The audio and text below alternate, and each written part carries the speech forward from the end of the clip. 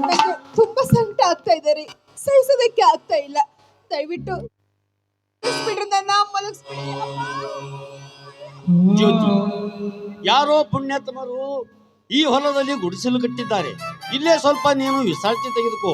ನಾನು ಪೇಟೆಗೆ ಹೋಗಿ ನಿನಗೆ ಔಷಧ ಬೇಕಾದರೂ ತರುತ್ತೇನೆ, ಹಣ್ಣು ಹಂಪಲುಗಳನ್ನು ತಗೊಂಡು ಬರುತ್ತೇನೆ.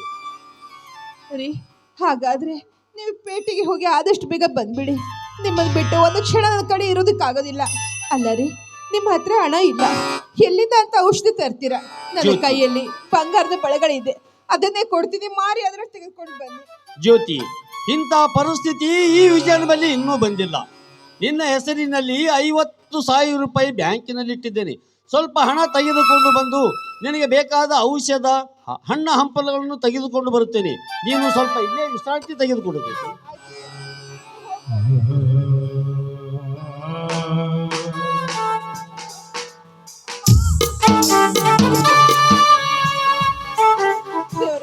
ಯಾಕಪ್ಪ ಹೆಣ್ಣಿಗೆ ಇಷ್ಟೊಂದು ಕಷ್ಟ ಕೊಡ್ತಾ ಇದೆಯಾ ನೀನು? ನಾನೇನ್ ಪಾಪ ಮಾಡಿದೆ ಅಂತ ಈ ರೀತಿ ಶಿಕ್ಷೆ ಕೊಡ್ತಾ ಇದೆಯಾ ನನಗೆ? ಅಯ್ಯೋ, ಆದಷ್ಟು ಬೇಗ ಬಂದ್ಬಿಡಿ ದೇವ್ರೆ. ನನ್ನ ಗಂಡ ಬರೋವರೆಗೂ ನನ್ನನ್ನಾದ್ರೂ ಬದುಕಿಸರಪ್ಪ, ಬದುಕಿಸು. ಅಯ್ಯೋ ಅಮ್ಮ, ಸಂಕಟ, ಅಯ್ಯೋ ತಾಳೋದಕ್ಕಾಗ್ತಾ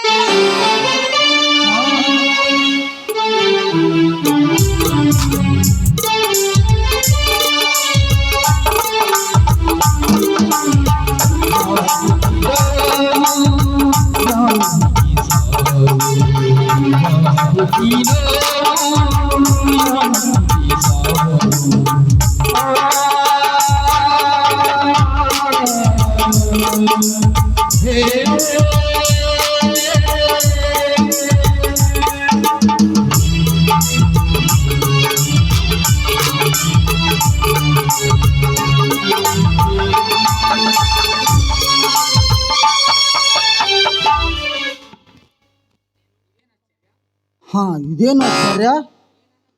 ಈ ನನ್ನ ಗುಡಿಸಲಲ್ಲಿ ಯಾವ ನೋವಿನ ಆಕ್ರಂದನ? ಈ ಅಬಲೆ ಯಾರಿರಬಹುದು? ಪಾಪ ಹೆರಿಗೆ ನೋವಿನಿಂದ ನರಳುತ್ತಿದ್ದಂತೆ ಕಾಣುತ್ತದೆ. ಯಾರಮ್ಮ ನೀನು?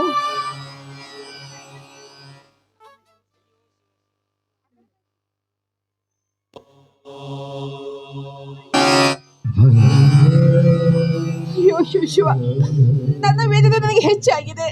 ಘೋರ ಶಿಕ್ಷೆನೇ ಅನುಭವಿಸ್ತಾ ಇದ್ದೀನಿ. ನಾನು ಯಾರಾದ್ರೂ ನಿನಗೇನಪ್ಪ? ನನ್ನ ಸಂಕಟ ನನಗೆ ತಾಳೋದಕ್ಕಾಗ್ತಾ ಇಲ್ಲ. ಅಯ್ಯೋ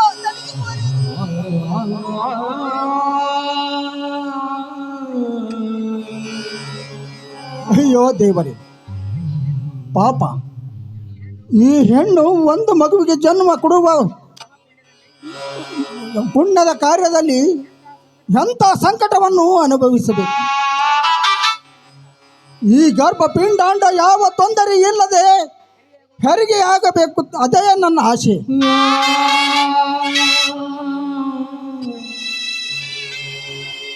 ಏನಮ್ಮ, ನಿನಗೆ ತಂದೆ ತಾಯಿ ಬಂಧು ಬಳಗ ಯಾರು ಇಲ್ಲವೇ? ಅದು ಹೋಗಲಿ, ಕೊನೆ ಪಕ್ಷ ನಿನ್ನತ್ತಿಗೆ ಕೊರಳಿಗೆ ತಾಳಿ ಕಟ್ಟಿದ ನಿನ್ನ ಗಂಡನಾರು ಇದ್ದಾರಪ್ಪ, ಎಲ್ಲರೂ ಇದ್ದಾರೆ. ನನ್ನ ಗಂಡ ಔಷಧಿ ತರೋದಕ್ಕೆ ಅಂತ ಪೇಟೆಗೆ ಹೋಗಿದ್ದಾರೆ. ಅವ್ರು ಆ ಕಡೆ ಹೋದ ತಕ್ಷಣ ಈ ಕಡೆ ಆ ಪರಮೇಶ್ವರದ ವಕ್ರ ದೃಷ್ಟಿ ಈ ನನ್ನ ಗರ್ಭದ ಮೇಲೆ ಬಿತ್ತು. ಅದಿರ್ಲಪ್ಪ, ನೀನ್ಯಾರಪ್ಪ? ನೀನ್ಯಾರು? ನಾನು ಈ ಗುಡಿಸಲಿನ ಒಡೆಯನಮ್ಮ. ಪಾಪ ಸತಿಪತಿಗಳ ಬಾಳು ಹೀಗೆ ಸಾಗುತ್ತದೆಂದು ಹೇಳಲು ಹೋಗಲಿ ಹೋಗಲಿ. ನಿನ್ನ ಹೆಸರೇನಮ್ಮ? ನನ್ನ ಹೆಸರು ಜ್ಯೋತಿ ಅಂತ. ನನಗೆ 2 ಅಣ್ಣಂದಿರಿದ್ದಾರೆ. ಆದರೆ ಇಂಥ ಪರಿಸ್ಥಿತಿಯಲ್ಲಿ ನಾನು ಅವರಿಗೆ ಈ ವಿಷಯನ ಹೇಳೋದಕ್ಕಾಗಲ್ಲ. ಅಷ್ಟೇ ಅಲ್ಲ, ಅವ್ರ ಮುಖ ನೋಡೋಕ್ಕೂ ಆಗ್ತಾ ಇಲ್ಲ. ನನ್ನ ಗಂಡನ ಹೆಸರು ವಿಜಯ್ ಅಂತ. ಅವ್ರು ಪೇಟೆಗೆ ಹೋಗಿದ್ದಾರೆ. ಅಯ್ಯೋ ಅಂದರೆ ನಿನ್ನ ಪತಿ ವಿಜಯನೇ? ಹಾಗಾದರೆ ಇವಳು ನನ್ನ ತಂಗಿ ಜ್ಯೋತಿ.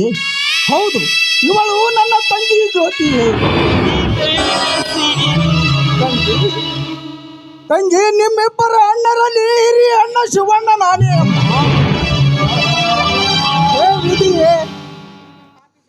ಈ ನನ್ನ ಪಾಪಿ ಜನ್ಮ ಒಡ ಹುಟ್ಟಿದ ತಂಗಿಗೆ ಬಯಕೆಯ ಬುದ್ಧಿಯನ್ನು ತರಲಾರದಂತಾಯಿತು ನನ್ನ ಜೀವನ.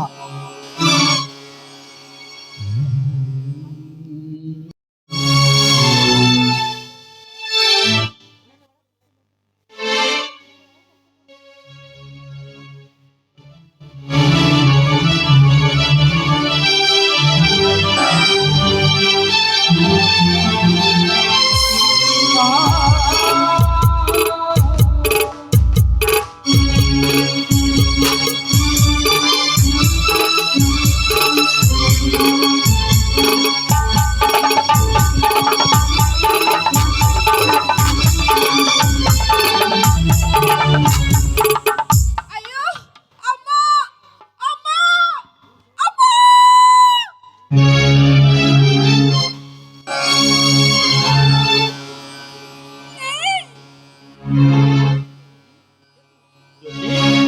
ಜ್ಯೋತಿ, ಇದೇನು ನಿಶಬ್ದ ಆಗಿದೆಯಲ್ಲ? ಅಪ್ಪ, ಯಾರಪ್ಪ ನೀನು? ಇಲ್ಲಿ ನನ್ನ ಹೆಂಡತಿ ಮನೆಗಿದ್ದಳು, ಈ ಗುಡಿಸಿನಲ್ಲಿ ನೋಡಿದೇನಪ್ಪ ನೀನು? ವಿಜಯ್, ಎಲ್ಲಿ ಹೋಗಿಲ್ಲಪ್ಪ ನಿನ್ನ ಸತಿ ಜ್ಯೋತಿ. ಇಲ್ಲೇ ಹಾಯಾಗಿ ಮಲಗಿದ್ದಾಳೆ. ಮೇಲಾಗಿ ಒಂದು ಮಗುವಿಗೆ ಜನ್ಮವಿತ್ತಿದ್ದಾಳೆ.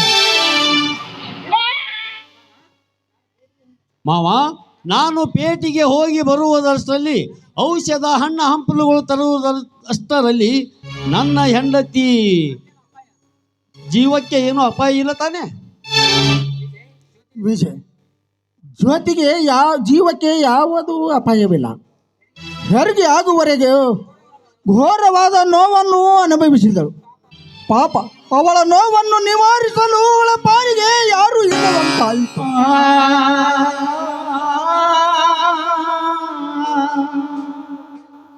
ಅತ್ತು ಕರೆದು ಒಂದು ಮಗುವಿಗೆ ಜನ್ಮವಿತ್ತು, ಹಾಯಾಗಿ ಮಲಗಿದ್ದಾಳೆ ಪಾಲಿನ ಸತಿ ಜ್ಯೋತಿ. ವಿಜಯ, ನಿಮಗೆ ಇಂಥ ಪರಿಸ್ಥಿತಿ ಬರಲು ಕಾರಣವೇನು? ಏನಿದು ವಿಚಿತ್ರವಾದ ದೃಶ್ಯ ಕಾಣುತ್ತಿರುವೆನು ನಾನು? ಹೌದು ಮಾವ, ನಾವು ಆಗಲೇ ಮನೆ ಬಿಟ್ಟು 6 ತಿಂಗಳಾಯಿತು. ಯಾವ ಅಪರಾಧ ಮಾಡಿರುವೆಂದು ಮನೆ ಬಿಟ್ಟು ಬಂದಿರುವಿರಿ? ಇಲ್ಲದ ಮಾವ, ಇಲ್ಲದ ಅಪರಾಧವನ್ನು ಬಿಟ್ಟು ಮನೆ ಬಿಟ್ಟು ಹೊರಗೆ ಬಂದಿದ್ದೇವೆ. ಅದು ಇರಲಿ, ನೀವೇಕೆ ಈ ಗುಡಿಸಲಲ್ಲಿ? ನನ್ನದು ಒಂದು ಕಥೆಯಪ್ಪ, ಅದನ್ನು ನನ್ನ ಬಾಯಿಯಿಂದ ಹೇಳುವಂತಿಲ್ಲ. ಆಮೇಲೆ ಹೇಳ್ತೇನೆ. ಏನು ಅರಿಯದ ನೀವು ನನ್ನ ಆಶ್ರಯದಲ್ಲಿ ಬಂದು ನನಗೆ ದರ್ಶನವಾದಿರಲ್ಲ, ಅದೇ ನನ್ನ ಪುಣ್ಯ. ಇದೇನು, ಈ ಗುಡಿಸಲು ನಿಮ್ಮದೇ? ಈ ಹೊಲದಲ್ಲಿ ನೀನೇಕೆ ವಾಸ ಮಾಡಿದಿ ಮಾಮ? ಅಂತ ಪರಿಸ್ಥಿತಿ ನಿನಗೆ ಬರಬೇಕಾದ ಕಾರಣವೇನು? ಅದೆಲ್ಲ ಆಮೇಲೆ ಹೇಳ್ತೀನಿ. ಮೊದಲ ಜ್ಯೋತಿ ಎಚ್ಚರ ಆಗುವ ಮುನ್ನ ಆ ತಾಯಿಯ ಒಡಲು ತಣ್ಣಗ ಮಾಡಬೇಕು. ಅದಕ್ಕೋಸ್ಕರ ನಾನು ಈಗಲೇ ಪೇಟೆಗೆ ಹೋಗಿ ಹೆರಿಗೆ ಸಾಮಾನವನ್ನು ತೆಗೆದುಕೊಂಡು ಹಾಗೆ ಬರುವಾಗ ಡಾಕ್ಟರ್ನನ್ನು ಕರೆದುಕೊಂಡು ಬರ್ತೀನಪ್ಪ. ಡಾಕ್ಟರ್ನ ಕರೆದುಕೊಂಡು ಬರ್ತೀನಿ. ಹಾಗೆ ಆಗಲಿ ಮಾವ, ನೀವು ಹೋಗಿ ಬರಿ. ಜ್ಯೋತಿ ಉಪಚಾರವನ್ನು ನಾನು ನೋಡಿಕೊಳ್ಳುತ್ತೇನೆ.